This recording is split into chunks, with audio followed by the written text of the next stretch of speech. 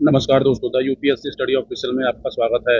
हालांकि इतनी रात को मैं वीडियो जल्दी बनाता नहीं और स्वागत करने जैसा कुछ है नहीं। पिछले 2 घंटे से मेरे पास इतने कॉल, इतने मैसेज आ गए हैं कि उसी की क्लेरिफिकेशन के लिए मैं ये वीडियो बना रहा हूँ कि किसी ने यह बात फैलाई है कि आरओ एआरओ की जो परीक्षा है, जो 22 दिसंबर को होने वाली है, यह परीक्षा जो है अब 3 शिफ्ट में होगा।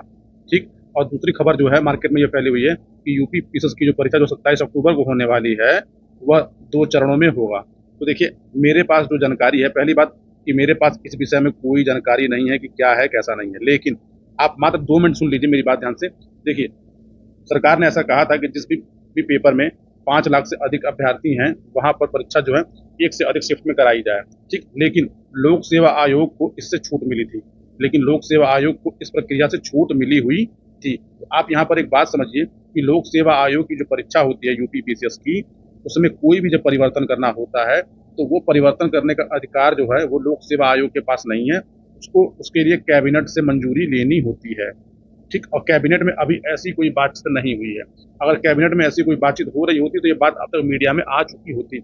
जैसे मैं आपको बताता हूँ कि 2018 में यूपी पीसीएस के पैटर्न में जब परिवर्तन किया गया था तो इसकी मंजूरी आयोग ने नहीं दी थी।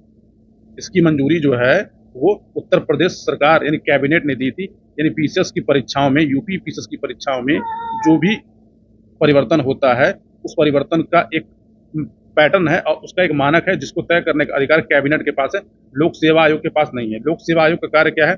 केवल परीक्षा को संपन्न कराना और अपनी संस्तुति सरकार को भेज देना, ये आयोग का मूल कार्य है।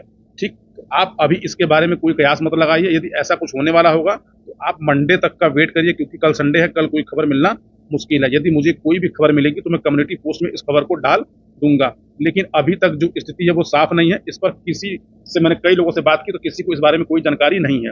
अब पता नहीं ये खबर कहाँ से फैली, किसने फैलाई, लेकिन अफवाहों से बचें। आपको मैं यह ताकीद कर रहा हूँ, अभी तक यह एक अफवाह है। लेकिन अगर ऐसा कुछ भी होगा तो यकीन मानिए कि देखिए, पहली बात यह है कि आप जो 22 दिसंबर को जो पेपर देंगे और जो इस 27 अक्टूबर का जो पेपर देंगे, इसका नोटिफिकेशन पहले आ चुका होता है। यदि ऐसा कुछ करना होता है तो सबसे पहले नोटिफिकेशन में चेंजेस होता है। और एक जान लीजिए आप, एक बेसिक रूल है कि नोटिफिकेशन निकालने के बाद नोटिफिकेशन में कोई भी बेसिक परिवर्तन नहीं किया जाता है, क्योंकि जिस नोटिफिकेशन पे आपका फॉर्म भरवाया गया है, ठीक उसी नोटिफिकेशन के आधार पे परीक्षा कराई जाती है।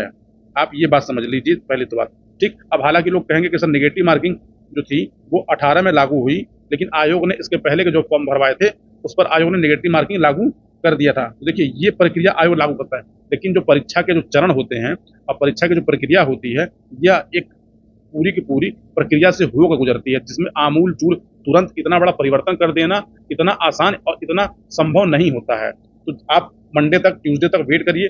जैसी भी कोई खबर होगी मैं तुरंत आप तक प्रस्तुत कर दूंगा, लेकिन अभी इसके बारे में मेरे पास कोई सूचना नहीं है। ठीक। इसलिए आप रात को आराम से सोइए, अपनी पढ़ाई पर ध्यान दीजिए। देखिए, कौन क्या बोलता है, कौन क्या नहीं बोलता, इस पर यकीन न करके आप ट्यूसडे तक का वेट करिए। ट्यूसडे तक जो भी स्थिति होगी वो साफ हो जाएगी।